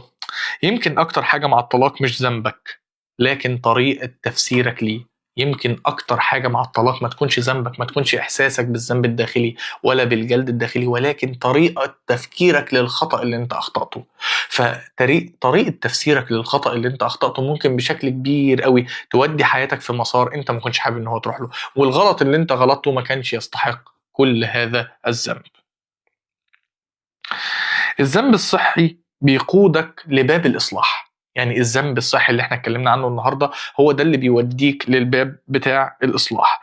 جلد ذاتك بيقفل الباب وبيقول لك انت ما تستحقش انك تخبط اصلا، انت ما تستحقش وجودك اصلا. فجلد الذات بيقفل لك باب الإصلاح، بيقول لك انت ما تستحقش تبقى موجود. ولكن ال الإحساس الطبيعي السليم بالذنب الصحي هو اللي بيوديك على طول ناحية الباب عشان تصلح من نفسك وتصلح من أمورك. الإمام الشافعي قال حاجة جميلة قوي، قال لك: ما جادلت أحدا إلا وتمنيت أن يظهر الله الحق على لسانه. ما جادلت أحدا إلا وتمنيت أن يظهر الله الحق على لسانه. طب إيه دخل ده بالتوبيك اللي احنا بنتكلم فيه؟ يعني حتى وهو بيجادل حد، بنشوف مين فينا هيطلع غلط مين فينا هيطلع صح. انا تمنيت ان الله يظهر الحق على لسانك. طب وغلطي انا ممكن اغلط، ساعتها مش هلوم نفسي، ساعتها هاسعد بان انت اجرى الله الحق على لسانك ومش مهم اتعلم منك. فده مثال جميل قوي في ان قد ايه حتى لو انت غلطت، حتى لو انت ما طلعتش صح في النقاش، اتس اوكي، تمام، عادي، ممكن تغلط وبنغلط وعادي. بصوا الكلمة الأخيرة اللي أنا محضرها لكم عشان نختتم بيها اللايف. ربنا ما خلقكش عشان تكون سجين غلطك بجلدك لذاتك، ربنا خلقك علشان تغلط وتتعلم وتكبر. اوعى تكون سجين غلطة انت غلطتها، انت أوسع وأكبر وأعمق من غلطتك. ده كان موضوعنا النهاردة، الفرق ما بين جلد الذات وما بين الوعي الصحي للذنب. فعرفنا بشكل كبير قوي ايه الفرق ما بين الاتنين.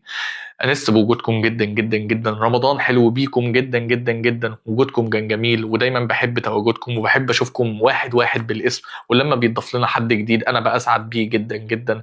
ممكن اكون طولت عليكم النهارده شويه، ولكن الموضوع كان يستحق. ناس كتير قوي بتيجي بيه في العياده، ناس كتير قوي بتشخص تشخيص مزدوج لمجرد ان هي عندها حاجه وجلد الذات. فاحنا اتعلمنا النهارده ان احنا نكون رحماء بانفسنا. عايز كل واحد فيكم كان موجود معايا النهارده في الجروب ثيرابي بتاعنا ان هو يطلع من اللايف رحيم بنفسه اكتر. لو اول مره تحضروا معانا يعني ما تنسوش تعملوا لنا لايك وما تنسوش تعملوا لنا فولو عشان نظهر لكم مره تانية.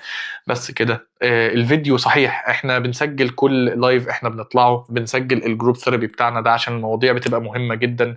نزلنا اول جروب ثيرابي صورناه، نزلناه على اليوتيوب، اللينك هتلاقوه في البايو تحت اسمي. خشوا على البروفايل بتاعي تحت اسمي على طول هتلاقوا اللينك بتاع اليوتيوب. خشوا على الحلقه، اول حلقه كنا بنتكلم ازاي بدأ علم النفس، وهو علم ليه الناس بقت محتاجه علم النفس دلوقتي، وهل كان موجود قبل كده ولا مش موجود، وهل الناس بقت دلوقتي في احتياج دائم لعلم النفس. طب ايه كان البديل بتاعه زمان؟ طب هو احنا اللي فينا مشكله ولا احنا اضعف من الجيل اللي قبلنا؟ وازاي بدأ اول حد في علم النفس؟ اتكلمنا عن بدايه علم النفس. فهتشوفوا الحلقه هتلاقوها جميله جدا جدا ان شاء الله. تفاعل الناس بتاعها كان جميل قوي قوي قوي. بس كده انست بوجودكم. حاسبكم بقى عشان تتسحروا واللي عنده شغل الصبح. سبحانك اللهم بحمدك، اشهد ان لا اله الا انت، استغفرك واتوب اليك. انست بوجودكم جدا. تصبحوا على خير. سلام عليكم.